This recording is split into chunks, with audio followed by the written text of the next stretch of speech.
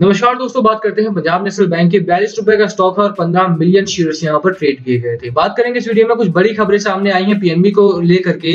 इकरा ने ratings upgrade की है और साथ ही कुछ बहुत बड़ी अपडेट है खबरों में। आप बैंकिंग सेक्टर की बात करें जो फोकस में, तो उनको लेकर के भी कुछ बड़ी खबरें हैं। इस हफ्ते में क्या रहने वाला है बैंकिंग सेक्टर का मोमेंटम, पीएनबी में क्या खबरें हैं और खबरों का क्या रहेगा असर, क्या रैली आएगी यहाँ पे, बेरिश होगा बुलिश होगा, सब कुछ बात करेंगे इस वीडियो में।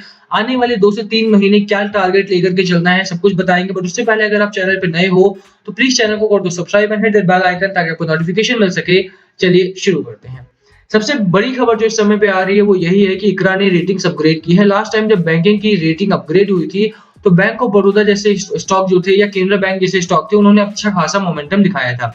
अगर आप बात करें पीएनबी की, तो पीएनबी भी उस समय पे इस पॉइंट पर था और वहां से काफी अच्छा एक मोमेंटम आया था। इकरा ने अगर रेटिंग्स अपग्रेड की है तो पीएनबी में या पीएनबी जैसे और भी बैंक्स में एक अच्छी रैली की शुरुआत हो सकती है। खबर की बात करेंगे, खबर क्या है सबसे पहले समझते हैं कि चार्ट क्या चल रहा है हमारा। ठीक है, अगर आप देखेंगे तो लास्ट 2 हफ्तों से चार्ट आपका लोअर एंड पर बना हुआ है और यही प्रॉब्लम क्रिएट कर रहा है। ये था आपका मार्क जहां से अच्छा खासा स्टॉक ने आपका ब्रेकआउट दिया था और अच्छे ब्रेकआउट का आप देखिए कि ये जो कैंडल बनी थी काफी अच्छी थी आपकी। उसके नेक्स्ट वीक की भी कैंडल अगर आप देखते हैं तो काफी ठीक थी। यानी कि अगर आप देखें तो पहला हफ्ता ठीक चला था आपका, अच्छा खासा ब्रेकआउट था, प्रॉफिट मिल रहा था, ऊपर भी गया था स्टॉक, ऊपर भी निकला था आपका 46-47 के आसपास तक का हाई लगाया था स्टॉक ने। बट प्रॉब्लम ये हुई कि निफ्टी 50 और बैंक निफ्टी में गिरावट होने लगी। वोलेटिलिटी यहाँ पर काफी है। एफआईआई एफपीआई ने भारी बिकवाली की थी पिछले 2 हफ्तों 3 हफ्तों में। अगर आप बात करें अक्टूबर के डेटा में अगर आप देखें तो 24,000 करोड़ के आसपास की बिकवाली, नेट बिकवाली कम से कम एफआईआई एफपीआई ने की है। पिछले एक हफ्ते में अगर आप बात करें तो लगभग 10,000 करोड़ के आसपास की बिकवाली एफआई ने कर दी है बाजार में और यही बड़ा कारण है कि बाजार में लगातार तेजी से गिरावट हुई है।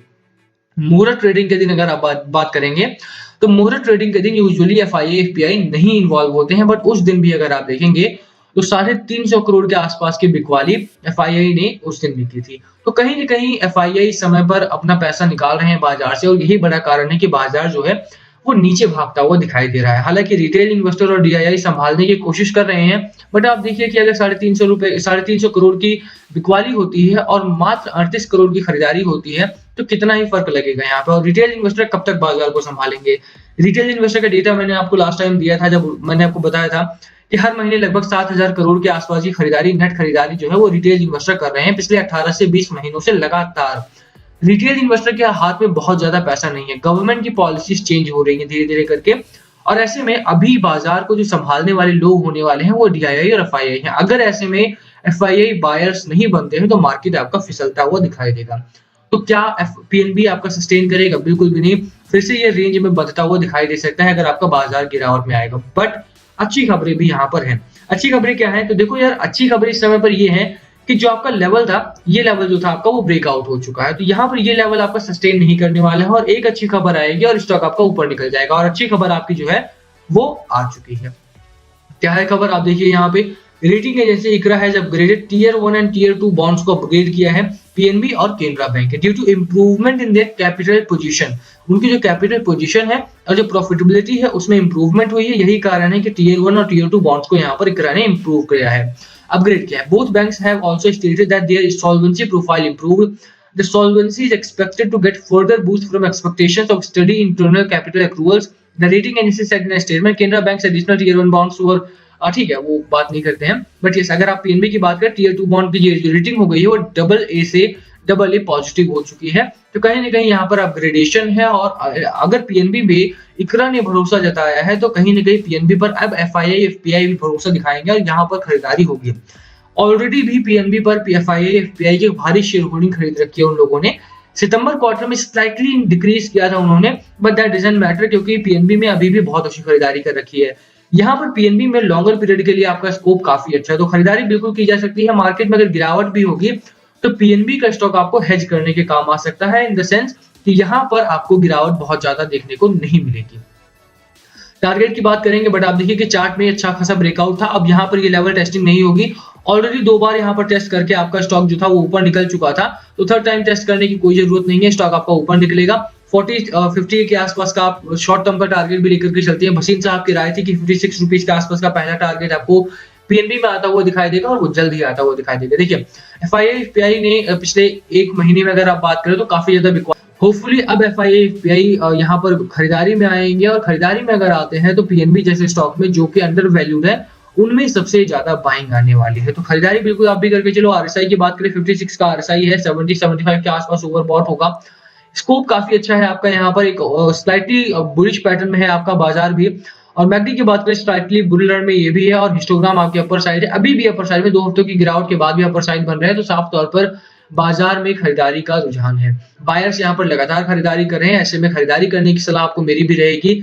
इकरा के रेटिंग अपग्रेड करने के बाद यहाँ पर पीएनबी में अच्छी रैली की शुरुआत हो सकती है। इस हफ्ते में एक अच्छी रैली आएगी, आपको दिखाई देगी। यहाँ पे बाजार अगर पॉजिटिव रहता है तो वो रैली 46-47 क्रॉस करती हुई दिखाई दे सकती है आपको। तो खरीदारी बिल्कुल करके चलो, लॉन्ग टर्म के लिए खरीदारी करो। अगर आप सपोर्ट की बात करते हैं तो स्टॉक का जो सपोर्ट है वो 39-40 के रुपीस के आसपास का है। यहाँ पे अराउंड 40 रुपीज का सपोर्ट लेकर के बाजार में बनी रहिए आप। अगर आपको फ्रेश बाइंग भी करनी है तो इसी पॉइंट पर बाय कीजिए 42 रुपीज के आसपास। अगर गिरावट होती है तो वहां पर एवरेज कीजिए। स्टॉक अच्छा है, मोमेंटम अच्छा है, सेंटिमेंट काफी पॉजिटिव है पीएनबी को लेकर के, इसीलिए अगर आप लॉन्ग टर्म के लिए भी खरीदारी करते हैं तो स्टॉक आपको धोखा नहीं देने वाला है। बुक वैल्यू की अगर आप बात करें तो 84 रुपीज का बुक वैल्यू है, यानी कि कहीं भी नहीं। अगर आप एक साल रुकते हैं तो 40 से 84 रुपीज का जो फासला है वो बहुत जल्द तय होने वाला है। तो यहाँ पर अगर आप लॉन्ग टर्म के लिए खरीदारी करते हैं तो भी काफी प्रॉफिट है आपका। शॉर्ट टर्म के लिए अगर आप खरीदारी करते हैं तो भी पीएनबी में आपको काफी अच्छा मुनाफा हो जाएगा। ठीक है, थोड़े से फंडामेंटल्स की बात करें यहाँ पे तो फंडामेंटली कंपनी काफी अच्छा कर रही है, काफी डिसेंट कंपनी है मैं बोलूंगा।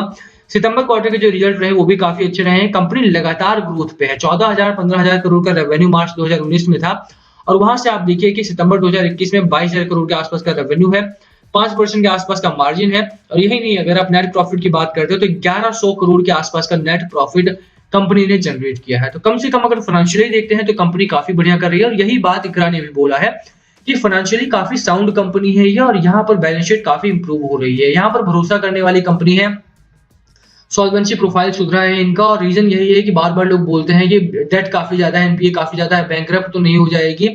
तो बिल्कुल भी नहीं, कंपनी में काफी बढ़िया चल रहा है। यहाँ पे सॉल्वेंसी रेशियो काफी अच्छा है यहाँ पे और यही बड़ा कारण है कि इकरा ने इनका डबल ए से डबल ए पॉजिटिव कर दिया है रेटिंग्स को।